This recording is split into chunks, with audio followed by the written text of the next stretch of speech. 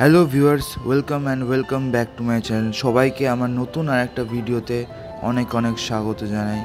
আজকে আমি চলে যাব ফার্স্ট টাইম মেট্রোতে চড়ে, তোমাদের সাথে এক্সপিরিয়েন্সটা শেয়ার করব এবং তারপর চলে এলাম কলকাতার পরেশনাথ জৈন মন্দিরে।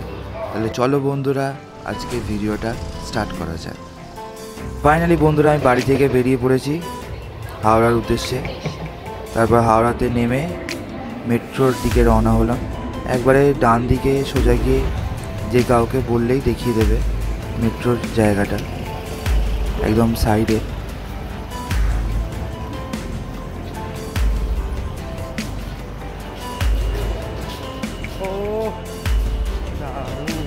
তারপর এসকেলেটরে করে চেপে একদম নিচে, মানে প্রায় অনেকক্ষণ টাইম লাগে। আর এত সুন্দরভাবে সাজিয়েছে, কি আর বলবো, দারুণ লাগছিল।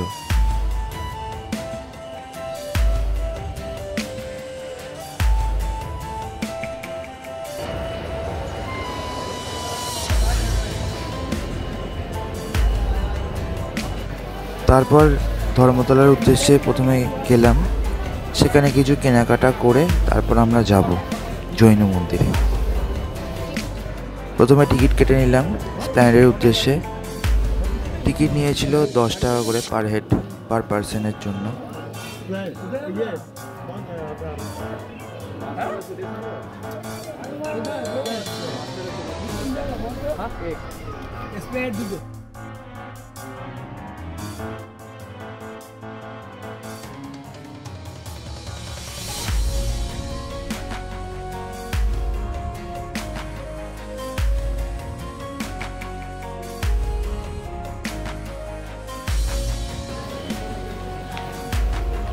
দারুণ লাগছে, অনেকটা কিন্তু ভেতরে অনেকটা হাঁটা।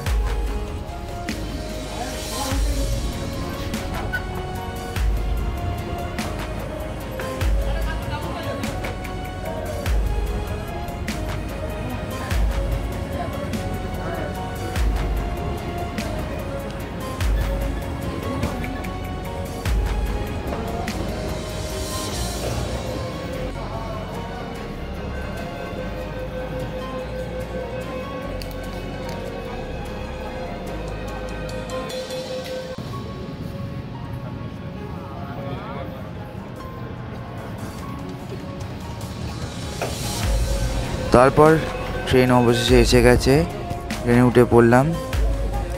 খুবই সুন্দর লাগছিল এক্সপিরিয়েন্সটা। ফার্স্ট টাইম গঙ্গার তলা দিয়ে যাওয়ার একটা আলাদাই আনন্দ।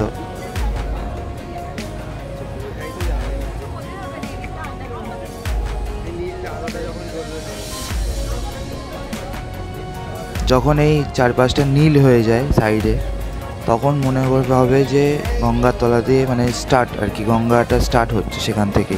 এবং যখন নীল আলোটা বন্ধ হয়ে যাবে, তখন সেখানেই গঙ্গা শেষ।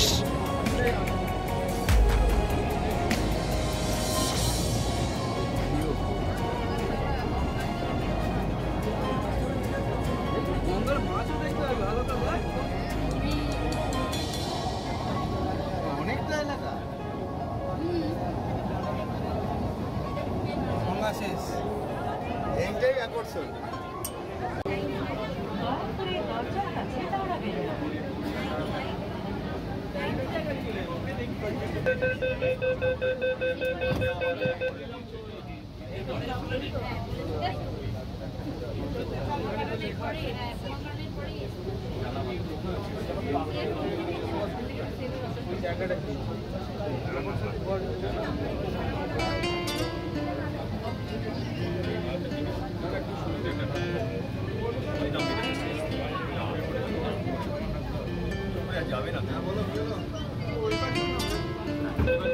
অবশেষে ট্রেন থেকে নেমে তারপর লিফটে করে একবারে উপরে উঠে গেলাম।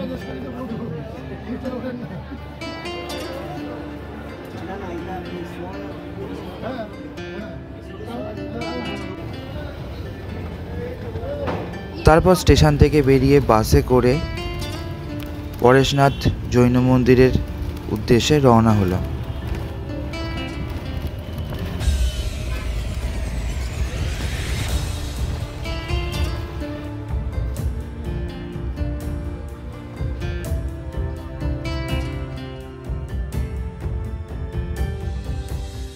তারপর ফাইনালি পৌঁছে গেলাম পরেশনাথ জৈন মন্দিরে। খুবই সুন্দর বাইরের দিকটা লাগছিল, দুদিকে দুটো সিংহ এবং আগেকার দিনে যে আর্কিটেকচার ফুটিয়ে তুলেছে অসাধারণ কাজের মাধ্যমে।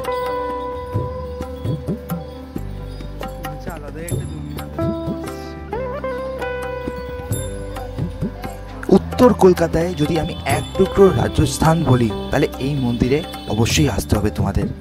এই মন্দিরটি উত্তর কলকাতায় গৌরীবাড়ির একদম কাছে পরেশনাথ জৈন মন্দির, যেখানে আসলে তোমাদের মনে হবে যে তোমরা রাজস্থানে চলে এসছো, যেমন আমার মনে হচ্ছে।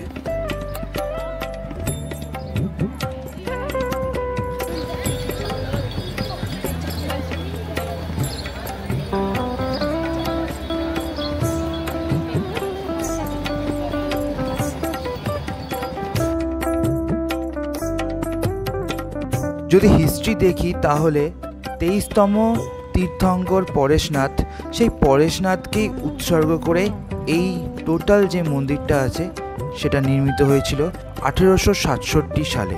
এবং এই মন্দিরটির প্রতিষ্ঠাতা হলেন রায় বদ্রীদাস বাহাদুর।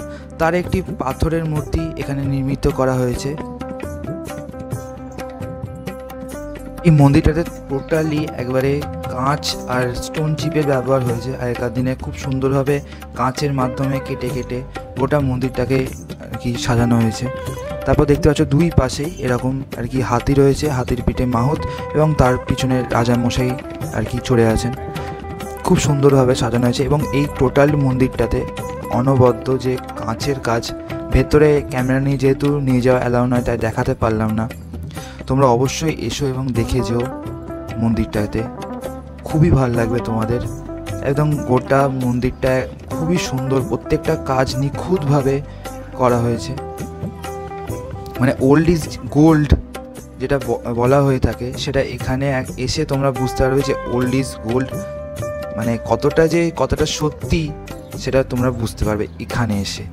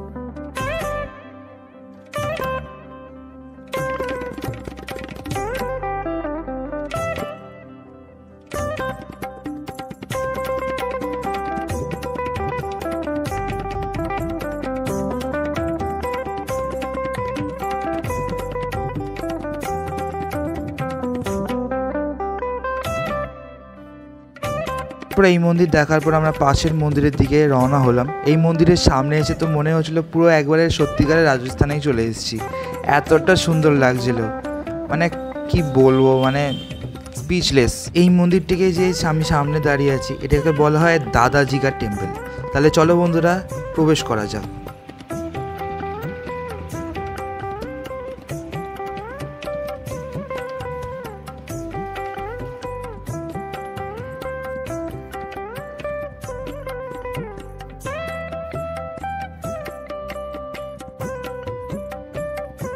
মন্দিরটা অনেকটা এরকম ধরনের দেখতে, ব্যাক সাইডটা, যেহেতু ফ্রন্ট সাইডে ক্যামেরা অ্যালাউ ছিল না অতটা, তাই জন্য ব্যাক সাইড থেকে দেখালাম। তারপর মন্দিরের পাশে একটা ভালো বেশ জলাশয়, পুকুর টাইপের ছিল, খুবই ভালো লাগছিল, যে প্রচুর মাছে ঘেরা এবং মাছকে খাওয়াচ্ছিলাম, খুব ভালো লাগছিল। প্রচুর মাছ, আর একটুখানি খাবার দিলেই মানে একবারে ছেঁকে ধরবে এরকম একটা ব্যাপার।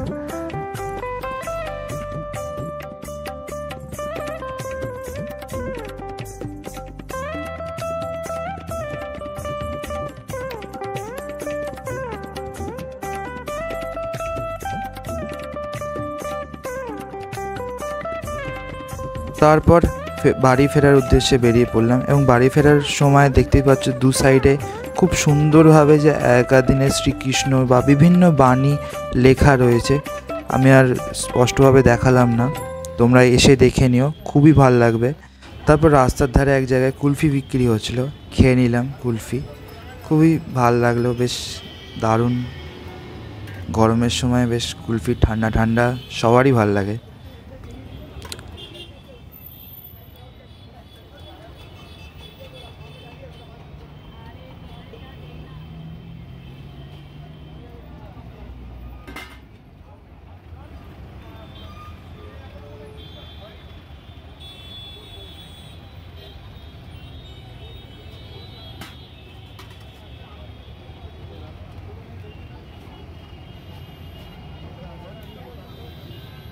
তাহলে আজকের জন্য এই পর্যন্ত বন্ধুরা, আজকে ভিডিওটা এখানে এন্ড করছি।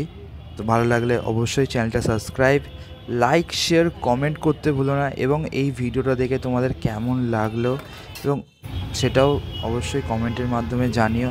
আজকের জন্য এই পর্যন্ত, দেখা হবে নেক্সট ভিডিওতে। ভালো থেকো বন্ধুরা।